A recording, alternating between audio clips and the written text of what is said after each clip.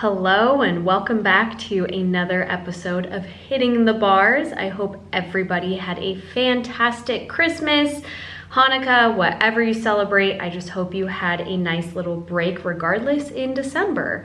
How are you doing, Keltie?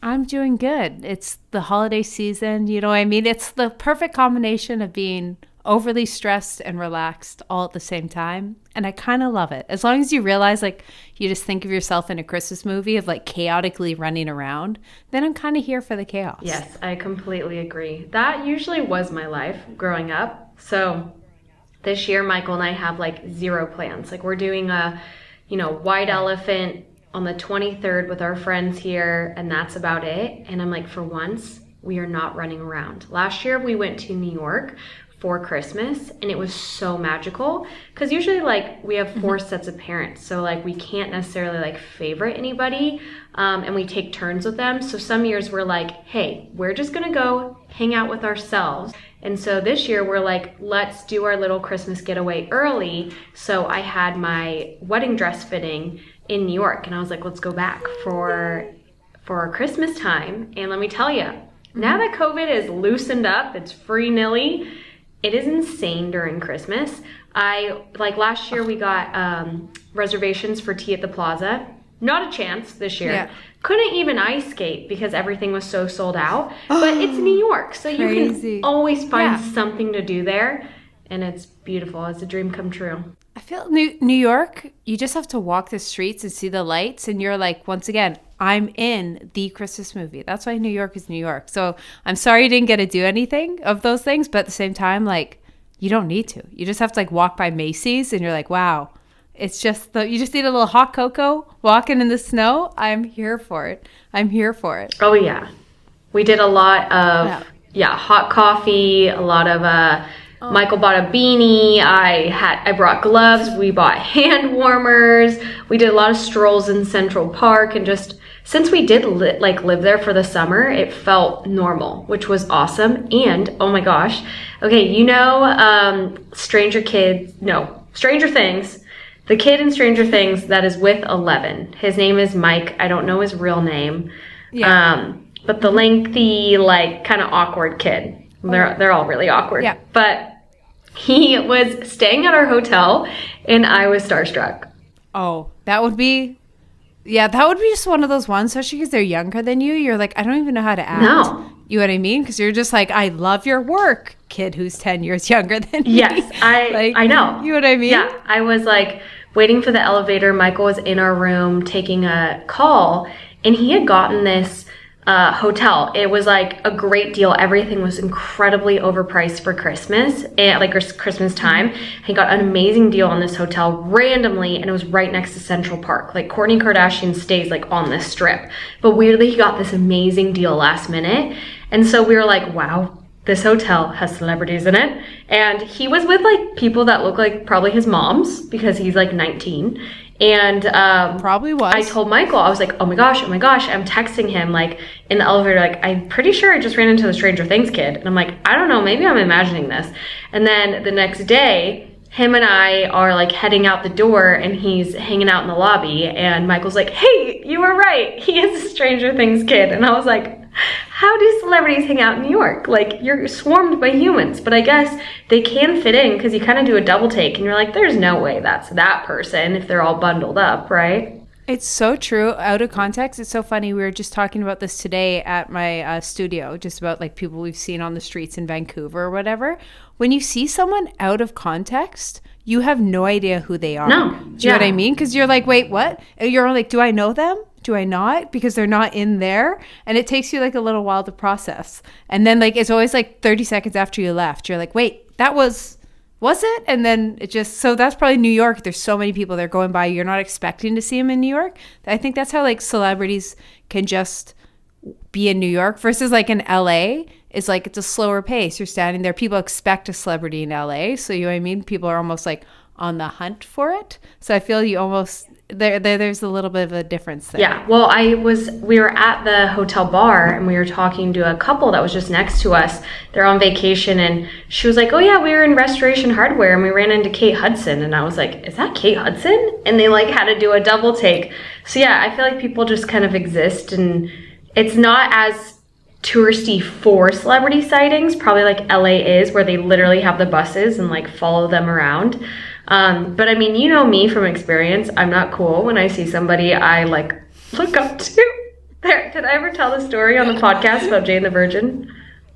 Oh yeah, because we talked about it on the episode with the Vampire Diaries. So about how uncool we were. Okay, yes. It's more, that's what my role is in this, is just to be there and make sure you get the photo. Don't meet, just the photo from a distance. Yes, don't. That's what true friends do. Literally. You're like, go up. And I'm like, don't talk to me right now. I'm like, don't pressure me. Oh, yeah. Honestly, normalize not meeting your idols and just have them forever be that. It's nice to see them in person, know they're real. But you know what? Don't tarnish the make-believe person they are in your head. Have you met an idol and been disappointed? Not like idol. I don't think so. Like I've met a couple celebrities and they're all exactly how I would expect them to be. So there's nothing shocked. There's some people, I wouldn't even say idol, someone that's just like one step ahead of you in your career, one or two I've met that I'm just like, oh, you're like a little slimy, or you know what I mean? You're not exactly who I thought you'd be. Not even slimy. Do you know what I mean? You're just like, oh, you don't really live up to who I thought you were. And it could not be, they're just different. So I've had that happen. But like every celebrity I've met Kourtney Kardashian. She was lovely. I met Scott Disick. He's exactly who you thought Scott Disick would be. Like, I tried to think of, those would be like the biggest I've seen. And yeah, they were just exactly how I thought they'd be. Well, I mean, even in your industry of YouTube, Instagram, you know, like I feel like we met some people even at Gymshark events that, you know, you're like, you've heard about, you're excited to finally meet them in person. And my favorite thing about those events was you got to actually like humanize them and hear about their life outside of the 10 minutes at most they post per day, right? So it was such a cool bonding experience because you actually understood what they liked, their values, what they, you know, like so many things that they just don't talk about online. I think that's always cool when you meet some people and they're open to kind of letting you in and getting to know you more. Oh, yeah. And many of times I've met people and they're even better in person. I think like two examples I can think of, like Anna from TikTok, we met at the Gymshark event. And I even went up to her and I was like, I just want you to know you're like just a ray of sunshine. And she is a ray of sunshine in person. And this weekend we did a creator Christmas party. So it was a bunch of like YouTubers, TikTokers in the city. We all met up and did a Secret Santa. So I didn't know most of them. Like most I just like have seen on TikTok and that, but it was a nice way for us all to meet. And I don't know if this is a niche reference, but his name's Ben and he does like hiking. He blew up in like 2020 for when we were all in lockdown. He'd take people on a hike on TikTok. And like I remember him just being like, oh, just a really classic Canadian guy taking people on hikes, and literally the friendliest human I have ever met. Like I met him at this thing and he had me as a Secret Santa. So he got me like a water bottle and I just like, I left. I was like, I'm just impressed. You know what I mean? You meet people and they like are even better in person. I was like, that happens too sometimes. Yes. Oh, I feel like that actually happens a lot. I think people are more inclined to like, I think they almost want them to be a villain or something, you know, or be this asshole or something like that. And like majority of the time, they may just be a normal freaking person and gets like misinterpreted, right? And you just hear gossip about them and you assume, and then you meet them and you're like, wait, you're actually really cool. Because at the end of the day, have you ever heard that saying? I don't know if I've talked about it before, but it's like you're always a villain in someone else's storyline. You know, maybe you were mean to a kid on accident, whatever, like, or on purpose, like whatever it is, like that maybe they rub someone the wrong way, and so then you believe them to be this person or this monster, or you want to because it's gonna be good tea, and then you meet them and you're like, you're an amazing human. Oh yeah, fully. And I think it's just human nature. We love to be right and we love to like know the secret. So I think like if you find out so and so is actually evil, you're in on the secret. You know the insight. You know what I mean. People were like, I think people find satisfaction, so they're hoping for it. When in reality, most of the time, people are just nice, simple, exactly how they appear. Yeah, absolutely. I completely agree. But that doesn't make for good stories. But what does make for good stories is New Year's Eve. Ooh. And we got some today. Yes, we do. Keltie has more than me because she's cooler. We're determined for that. I've just worked.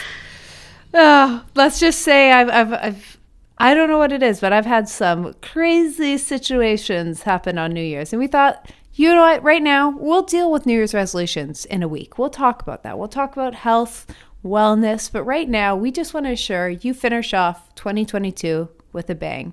So while you're getting ready for getting in the mood, we're going to tell you some fun stories, and then at the end we're going to give you a few tips to ensure you have the absolute best night of your life, or not, actually just a good night, because I think that's number one rule. I'm going to say everyone goes into New Year's thinking they have to have the best night of their life, otherwise the year sucks, and that's way too much pressure, so we all end up crying and forgetting the ball even drops at midnight, and then you go home and have the worst hangover of your life. So we're just going to be like moderate expectations, set the scene to have a nice night out with friends. And that's what we're going to do today. I love it. Should you kick it off with, do you want to jump into your story? Okay, I'm going to give you an option. I got 3 stories. So it's kind of like an advent calendar. I got 1 story, the worst night of my life. 2nd, best night of my life.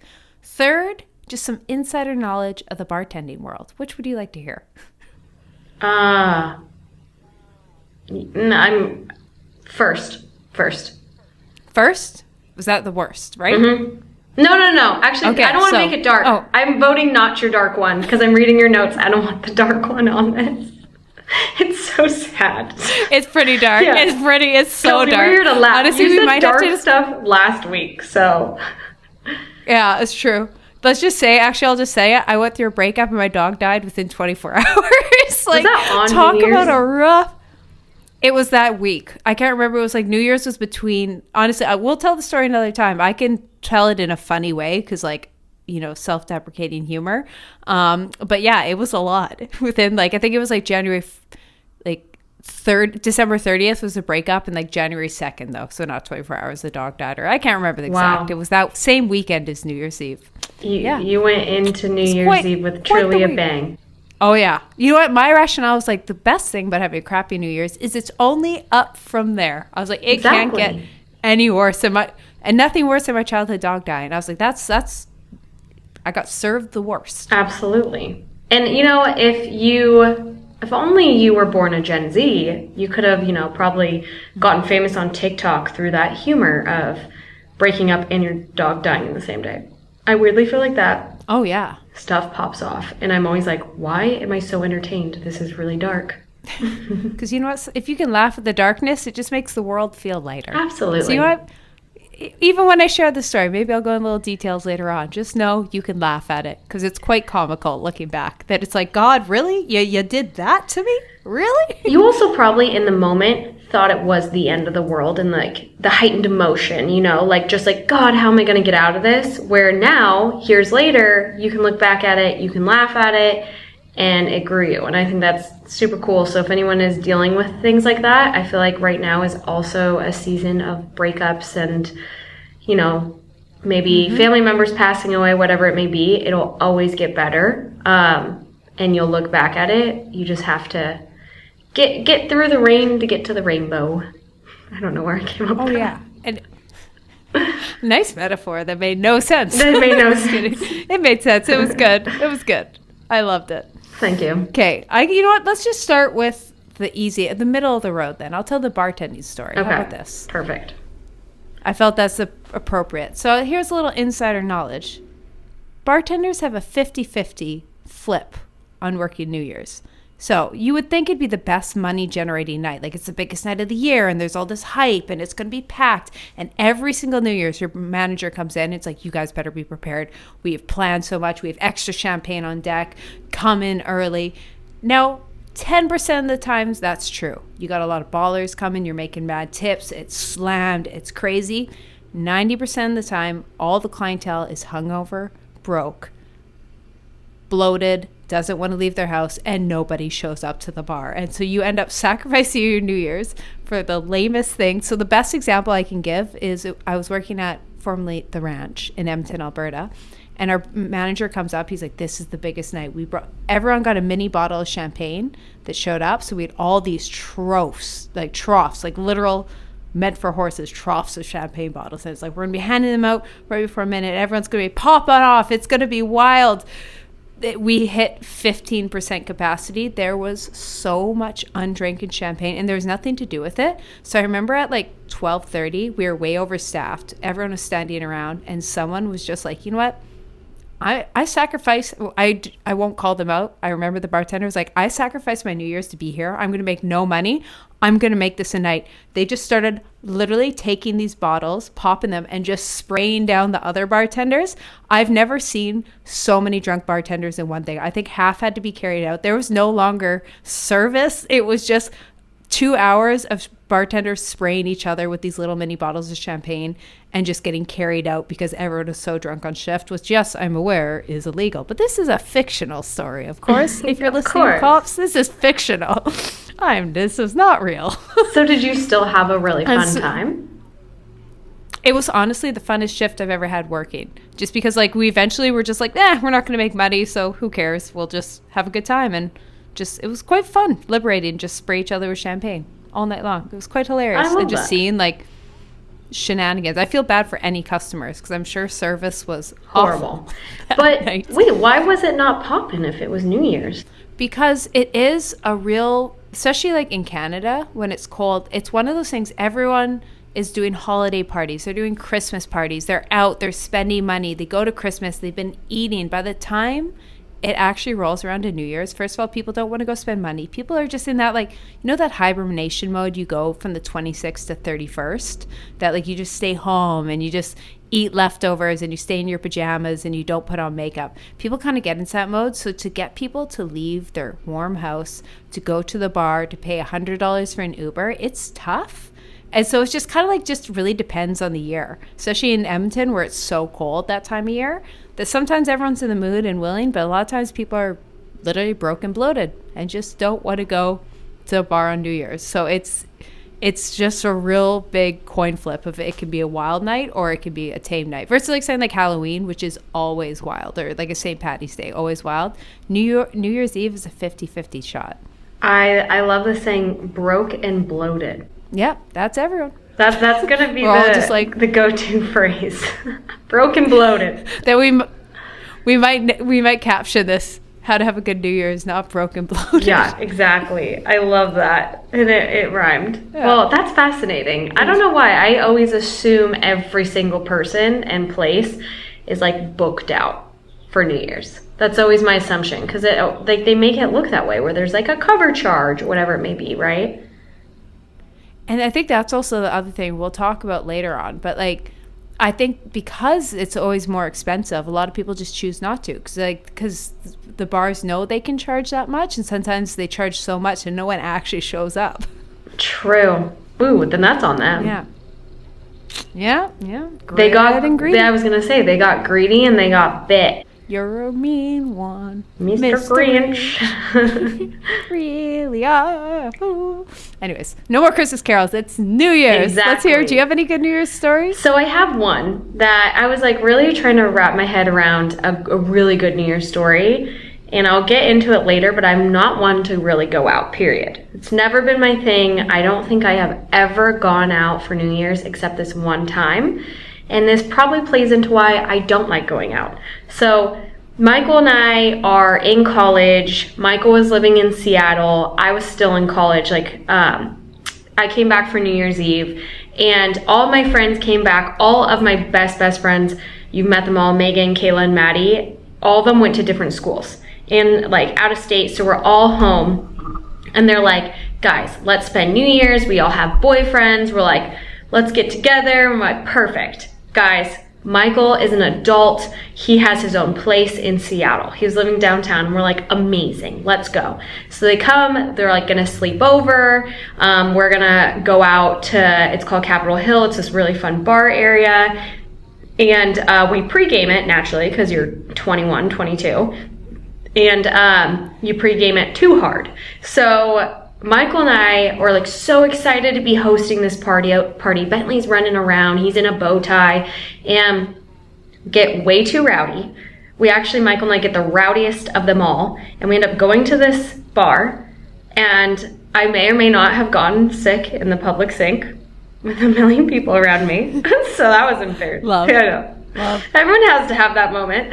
And oh yeah. Yeah, and I think Michael and I both got sick at the bar, and all my friends are fine. Like, they're buzzed, but they're fine. And I think we just got way too excited. And I remember we both get sick. The clock strikes midnight. We proceed, after we just vomited, to make out because it's midnight, which is so gross to think about. Like, I look back at that and I'm like, ew. Puke swap. We were both puking, but we were so intoxicated that we were like New Year's kiss. It was so gross. So then literally a minute passed, like probably 12:01. Michael and I are like, we need to go home. We need to go to bed. Like, we are not well. And this was the worst part, is we had one key to his apartment, and there was no way for them to get into the complex, period. So I feel so bad to this day. I made all of my friends come home at like 12:01 when they probably wanted to stay out and party in Seattle because we're finally 21 and legally can go to the bars together, and I had to ruin it. And I mean, they didn't hold it against me. They didn't care. But still, I was like, I vow to never do that again. Or I don't mind going out. Like, I think it'd be fun to do it one day. But I don't like to drink that much to where I am the one that has to go home. And I haven't done that since, so. You slightly scarred yourself from New Year's, so I see that. You know what I mean? When you have an alcohol that you throw up from, you can't ever drink it again. Yep. That's you on New Year's now. Exactly. I get it. And I already wasn't somebody that I hate going out on New Year's. Like, I just, period, am not really a big person to go out. And so, and like, when it's loud and I can't hear anything, and, you know, just call me a grandma or something. So I was like, this is going to be so fun. It's all my best friends. And it was so fun. But I had to ruin it. And we all have that. You know, you said you got too drunk at a Christmas party. I got too drunk at a New Year's party that I hosted. You know what?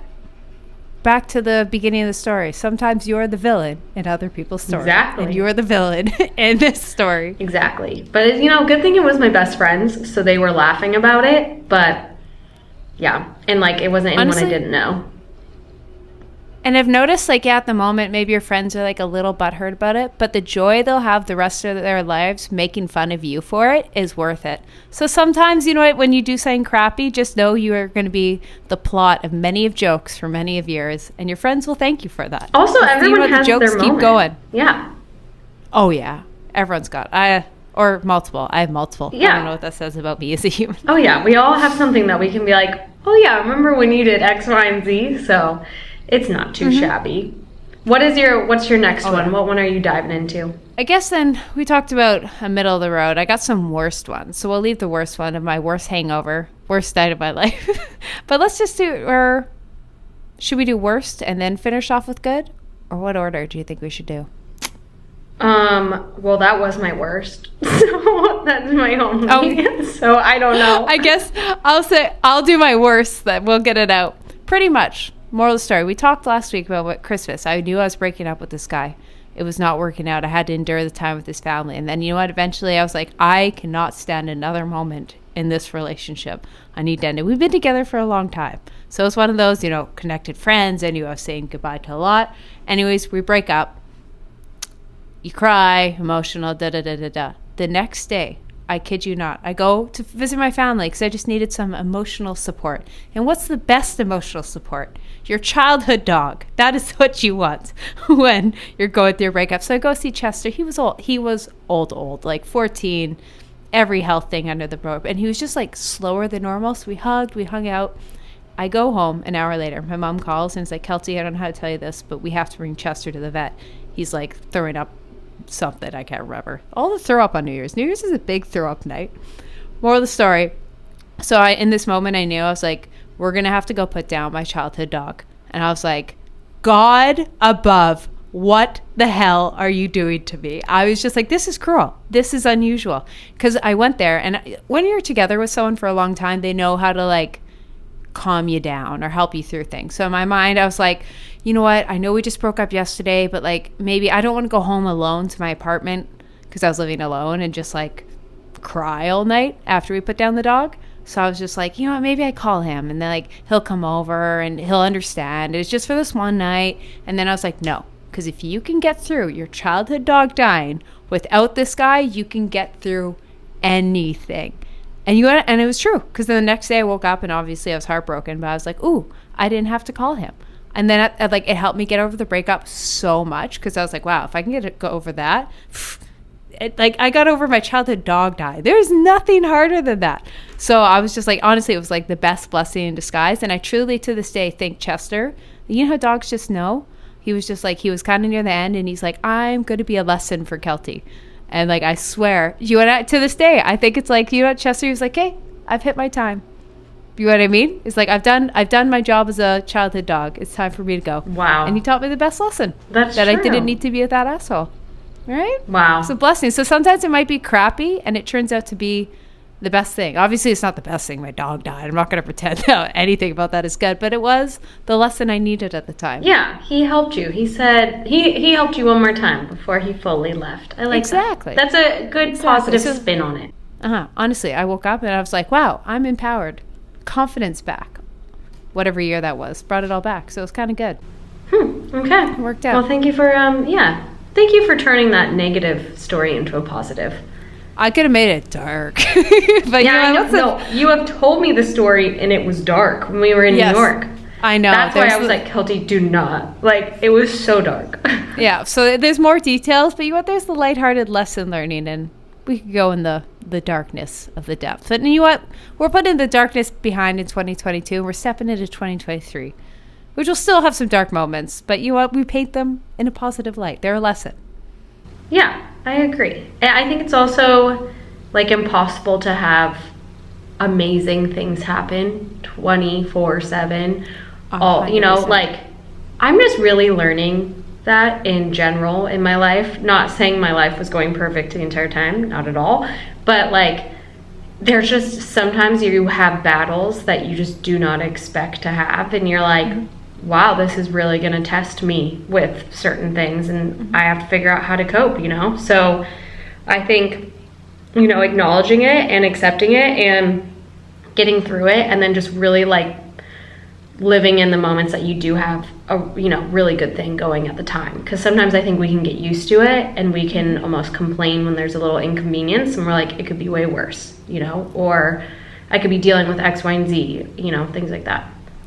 I always tell myself when things are crappy, and I don't know if this helps anyone, but food only tastes good when you're hungry. Water only tastes good when you're thirsty. The cold is only nice when you're too hot, and the hot's only too nice when you're too cold. And like, do you know what I mean? And that's just a human instinct. So when you're going through like hard times, it will feel that much better when you're over it. And it's like a lesson. It's the hard work, and like it's super cheesy, but kind of when you're just like in a struggle phase, just realize you're like, oh no, this is leading to something.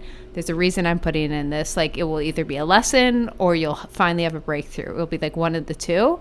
But that's why no one really has regrets in life. There's a couple, but for the most part, the only regrets people have is stuff they didn't do. People don't really regret things they did because they learned something from it. So when you're in it, you just kind of have to step back and be like, oh yeah, there's a lesson in this. I will figure it out, but I just got to keep pushing through it. Yeah, and putting a positive spin, I think, always helps. And I am like a strong believer that like all good things do come to an end. And doesn't necessarily mean, your relationships. But I just mean like as in phases of life will always come to an end. So it's like, even if it has to do with, someone passing away in your family, like that's inevitable. What? Did I say that right? Inevitable. Inevitable. Why is that a hard word? Maybe it was just me that struggled. But like, that's the one thing that you can't really avoid is like one day everything's gonna end. Not to make that dark.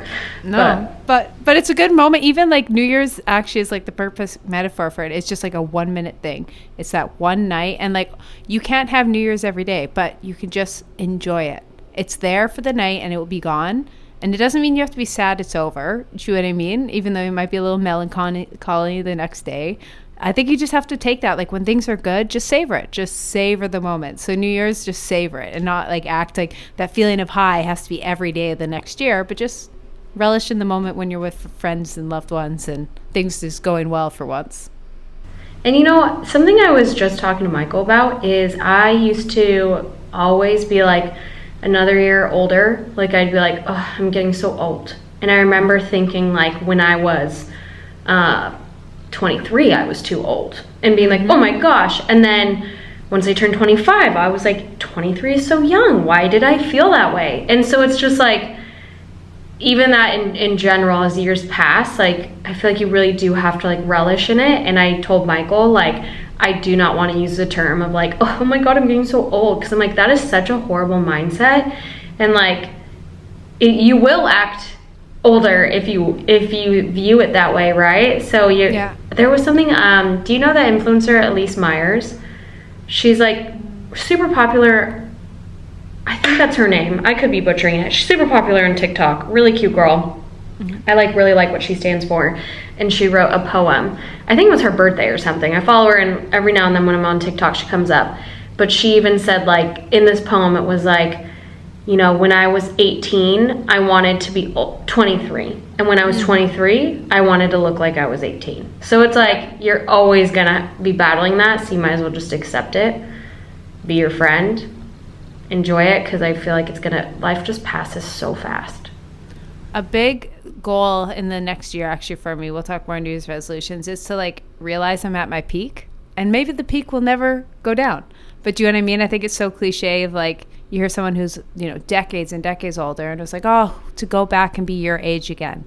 And anyone says that at any age, do you know what I mean? Like the 65-year-old wishes they're 55 and all this, versus I think like for whatever reason, women after the age of 18 were like, oh, old. And I think we really have to like consciously, I know it's cheesy, but as a society, stop being like, oh, 25, I'm old. Oh, 30, I'm old. Oh, 35. Because just by like making that, because like right now I don't feel old, but like in society's stand, I'm no longer 18. And so you know what I mean? But like, I think it's just like painting that narrative. The same. I remember being 21 working at the bar with 18-year-olds and be like, my God, I'm so old. I'm like, 21? Old? Like, do you know what I mean? And like, what does that even mean? So I think we need to like, that's almost not that saying old people are bad or anything, but like how we referred to it is almost like negative self-talk. And I think we should all work on just like not being like that, because it's especially with now, like people are living so long and we're so much youthful for so much longer. Like why? Like I call my friends out on this sometimes, and they're like, oh, we're getting older. I was like, no, you're just not stretching. Go stretch. Like stop blaming your age. There's a point where you got to accept getting older, but there's also like a self-fulfilling prophecy that happens sometimes. Yeah, absolutely. I mean, I really look up to my mother for this, because she's 60, and like I've never heard her say like, oh, I'm getting so old. Like I've heard my dad say that and like make excuses because he's getting old. And I'm like, Dad, you can still do X, Y, and Z, you know, which he does. Like he's still very active, but like I've always looked up to her because she's always been like, I want to learn how to run. Or like right now she's learning how to do Spanish. She's been doing that for a couple of years, and she'll go to like Mexico on her own with like a group that's bilingual, and like has been trying to learn this, even though a lot of people are like, oh, you can't learn it past a certain age, whatever it may be. So I've always looked up to that perspective, because she can like outrun me now. She like completely starts her life over, like had a completely new job being a flight attendant instead of being a nurse, because that's like what she wanted to do instead, you know. So you're never ever too old to do anything. And yeah, I love it. That was a tangent. Yeah, but it's good reflecting on the last year, and you know, you step into a new year and just realize you're not going to get any younger. So stop, you know what I mean? So if there's something you want to do, go for it. Don't act old. I think that's what it comes down to, because you can be 80 and still have a youthful spirit. Just never let that like youthful spirit die. I think that's the most important thing. I agree. Well, I guess leading into my second story, which is, I told Keltie I don't really have a second story because I don't get wild on New Year's. But I did want to have my story be more on normalize if you don't want to go out, and if that serves you, do it. Because like for me, I don't like being hungover on the very first day of the new year. Like, there's something to me that, like, that is just a horrible way to spend the very first day of, 2023 is hungover and your body hates you. So, like, Michael and I, after the Seattle thing happened, we were like, let's, still have cocktails with your friends, especially even if you go out. But, like, I just was like, I'm not going to get to that point where I just spend the entire day of New Year's in bed. Where some people have really fun traditions with their families. Like, I think that's amazing. I think you should always be doing that. But for me, my ideal story is hanging out at home with, like, a glass of champagne or wine and, like, playing card games with the people you love. I remember my dad used to make fondue every year and just, like, watching movies, or, like, for me, we'll go to a nice dinner. Like, that's always something we do, and then we come back and, like, play games. So this year, I think Millie and Simon are going to come, which you've met Millie before. They're our really good friends, so that would be really fun. I think I was telling my friend Ashley about it, and she was like, oh yeah, don't you guys have, like, a big New Year's in Puerto Rico? And I was like, no, we just hang out at home. But I love if friends want to come hang out at home, because they equally are that personalities. But, I'm always, like, I think it's amazing when people do want to go out. I'm not shaming that. But for my girlies that like to be little homebodies, because for something about it, like, gives me anxiety for New Year's, because, like you said, I paint this picture of, like, how it should be, and I used to get let down. So then I just was kind of like, honestly, I'm happier if I'm just hanging out with the people I love. I don't have to be in a loud club to be with them. Yeah. I can be on the couch. Yeah, I love that, which leads us perfectly into, we thought we'd leave you guys with some, like, good tips for New Year's Eve. And these can be used if you're going to stay at home, if you're going to go out. But you're like, how do you do that? Because, like, right there, you're like, you don't want to start New Year's, like, January 1st, it's supposed to be a whole new year, feeling the worst you have. That was me last year. And that's a whole nother story we'll get into. But here are just, like, a few little tips to have the best night, and also not put too much expectations and have the letdown. This is just to feel good going on to it. So I'm going to lead it off. And here's a little tip. 2 to 3 days before New Year's, what you need is a full self-care health day.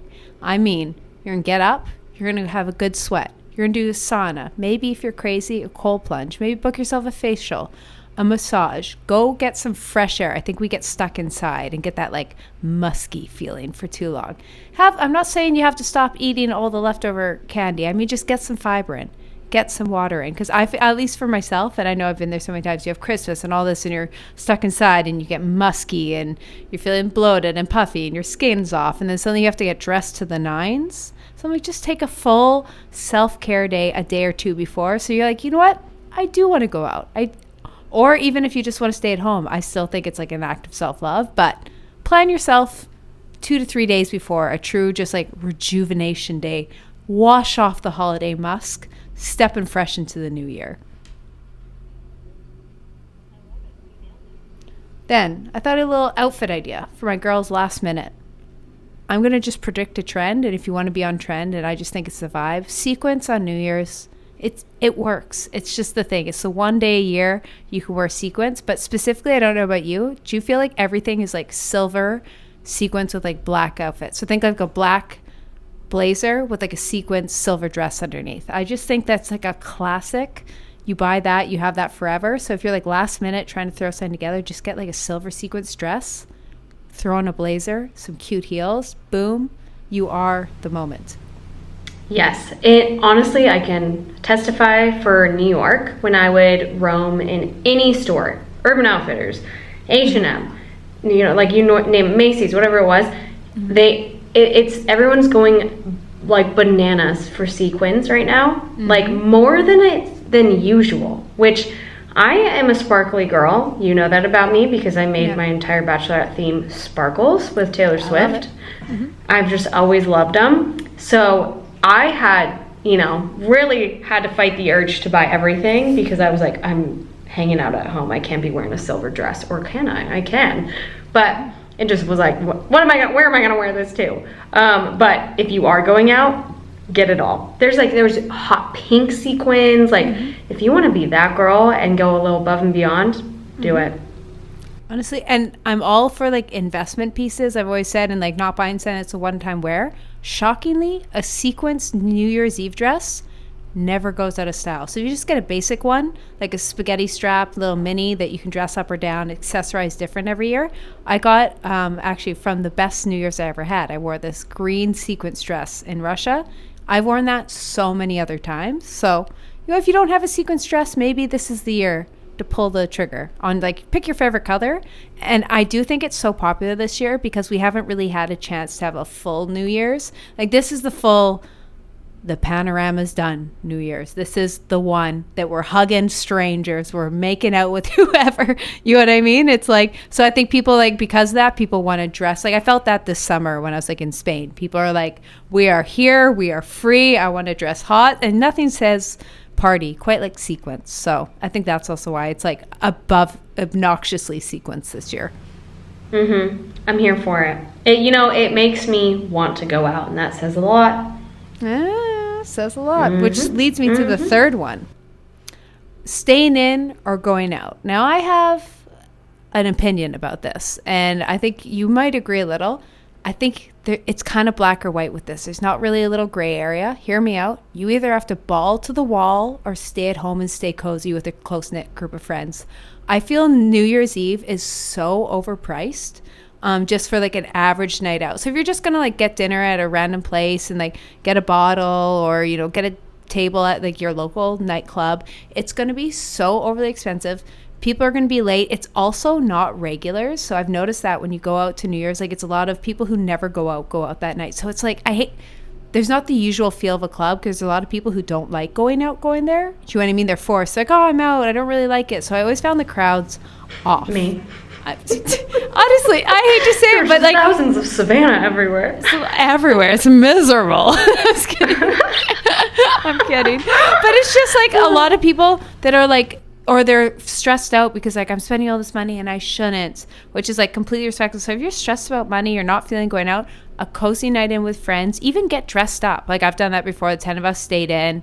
We had it. Like that's so nice. But I will say, if you want to plan like 6 months in advance, start putting money aside. You want to go to New York and ball to the wall, or Vegas, or a Russia, like I've done, like, do you know what I mean? And have that full on.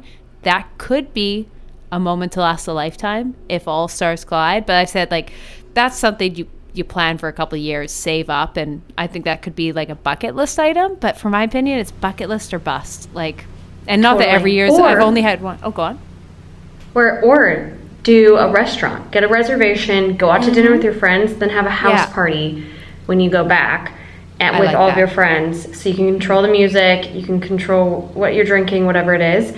I do have a funny story. Can I throw it in really quick? Yeah, please do. It dawned on me. I remembered.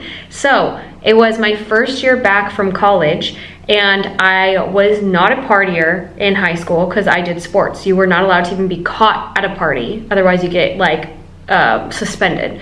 And my other friend was with me, and she was on student council, so she equally wasn't allowed to go out. So we come back from college, we have had our party years, whatever, and we're like, let's go to this high school party. Like we get word on it on like Twitter, right? We're like 18, and we're like, let's go out for New Year's. Her and I get dressed up. We know there's a couple people are gonna be there, so we're like, oh, it's gotta be our entire class. I can't wait. It's been like 6 months since I've seen them. Like we're all in college acting like we're all grown up now and our lives are changed.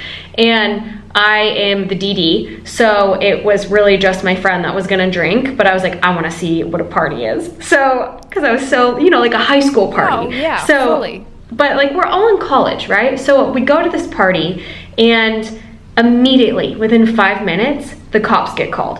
So yeah. Like, I remember my friend walks in, everyone's screaming, being like, oh my God, you guys have never been to a party, hello, college has changed you. They make my friend take all these shots, and then it gets called. So I'm like, okay, let's go somewhere else.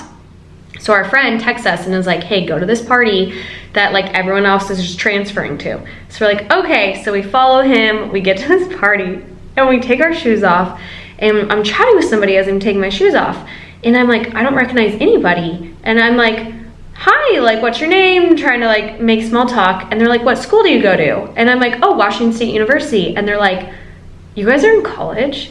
It was literally a high school party that we didn't know. We thought it was a college party. And so we were like, no, I mean, like, I signed to go there. And it was so incredibly awkward. We immediately put our shoes back on and we're like, we need to get out. And we ended up spending, like, when New Year's struck, you know, when it struck midnight, her and I were in a Taco Bell line getting Crunchwrap Supremes because we couldn't find a different party. So that was probably New Year's. That's New Year's. That's where it's like there's all that hype and you're like, oh shoot, like the parties get called. I mean, we were young, so like it wasn't like we'd go to a bar. But it was honestly really fun. I had a good time seeing my friend, so I was fine with it. But it made me be like, why would we do this in the future if this doesn't work? Oh yeah, and I feel that's the biggest thing with like New Year's. It's just not having like too high of expectations. Just go in and be like, it'll be a nice time. I just want to see my friends and like, let's have a toast. And like, if you go into it with that versus like, if you think it's going to be this light switch moment and you're going to be brushed off your feet and like, the reality is once in your life, you will probably have that New Year's, but you don't know what year it will be. You know what I mean? So just like, don't put too much pressure on yourself. And then one year stars will align and you're like, oh, that was my New Year's. But I feel that only happens if you just let it happen. Just go with the punches, go with the flow, enjoy. Because those are always the best nights of just like relaxing. Whatever happens, happens. And like, there's no checklist, even though we're kind of giving you some tips. There's no like checklist of like the do's and don'ts of a New Year's Eve. It's just go with the flow, enjoy, be around people you love, play some good music, wear an outfit. Also, I will say number 4, please drink electrolytes and eat before you go out, because that is the last thing you want, is to start the day hungover. Because here's a little quick story time. Last year, what happened? December 31st.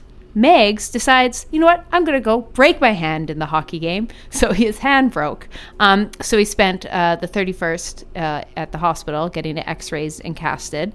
And I'm stressed as can be because I'm like, oh my God, like, is he going to be okay? I'm like waiting for him because I don't want to, because we're going to go have dinner for New Year's. And I was like, oh, I don't want to eat without him. So I'll wait. And there was a lot of like him updating me. It was so backed up. So like every 30 minutes. And I was just kind of like pacing, stressed.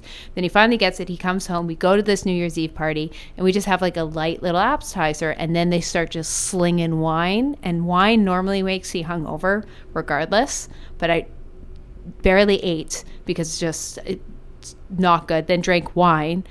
Within 2 hours I was like, I need to go home. I'm throwing up in the toilet, and I was viciously sick. I couldn't drink for like 2 months after. I was awful. So lesson learned. And usually I'm really good about this. I make sure to eat right before I drink my electrolytes. It was just like I said, my boyfriend was in the emergency. My mind was otherwhere. But yeah, there's a little lesson. Do not eat beforehand. Make sure you got some food in your stomach and drink some electrolytes because you want to start off the year. So maybe just like aim for a buzz, not a blackout night. So you start the next year, January 1st, on good. Not I was actually curled up in the fetal position with peas on my head for 8 hours, just running back and forth to the toilet. It was brutal. It was brutal. Don't be me. Don't be me. No. And pace yourself, you know? Yes. Like, because I feel like at parties, you get excited and everyone's like, let's take shots. You know, I'm here for it. I think it's really fun. But shots, like, at least for me, that's when I get really drunk. So I always am like, I just have whatever I'm drinking in my hand and I'll just be like, kindly, no thank you. Like, otherwise, I don't, like, maybe one. But, like, if you do, like, 4 back-to-back, 3 back-to-back, 2, I'm like, I gotta pace. Unwritten rule, the shots after midnight. Pace yourself there, and then there's only like 2 more hours before the bar closes. So maybe like hold off on the shots till after the countdown. There's maybe a little life hack there. Little life hack. Then you're gonna have your hangover. I'm not saying you have to take 50 shots after, but I'm just like, you know what, you don't have to take shots after. I'm just like, at least if you're gonna have them, have 1 or 2 after, so you at least make it that long. There's my little tip. Yeah, that's true. That's a good point. All right, well, should we wrap this up? I think we should. I think we left them with, hopefully you guys are excited. You got some tips on how to have the best night. And the tip is just go have fun. No expectations. It's not supposed to be the best night of the year. It's just a changing of the years. And it might be a great night or it might not be. Exactly. And honestly, I don't know, maybe this is an age thing. Maybe this is a social media evolving thing. I don't really get FOMO anymore with this. Where I used to almost feel like pressured to go out because I would have FOMO from seeing everybody, you know, posting on their stories that they were at a fun bar or they were wearing a sparkly outfit and I was really in pajamas. So if it helps you stay off online, yes. And honestly, like, I'm trying to think of 2 stories and I barely had one to share. I feel like at the end of the day, you're not really going to remember what you even did last year for New Year's. So be kind to yourself, and if you are working or you're busy, whatever, like, that's okay. There's always next year. And I think it comes with age, because the FOMO is that you go out enough times to realize it usually isn't what you crack it up to be in your head, this magical night. Like, I've only had one magical New Year's out of all my years since I've been over 18. And that was it. And so, you know what I mean? But we always think it, and you've lived it enough times that you kind of know we're going to go there, wait too long for a cab, pay too much money, it takes too long to get a drink. Hopefully you have a partner to kiss. Most of the time you don't, so you're just hugging your friends, which is lovely, and then you're taking forever to take a cab home. And then and I say 5 times you get one good night, 5 times are just a regular annoying night out. So that's where I think the lack of FOMO, it's experience. I agree. Well, with that being said, go check us out on our Instagram. Leave us a review. We love reading the reviews. And we will see you next week. We'll see you next year. Bye. Next year. 2023. Let's go.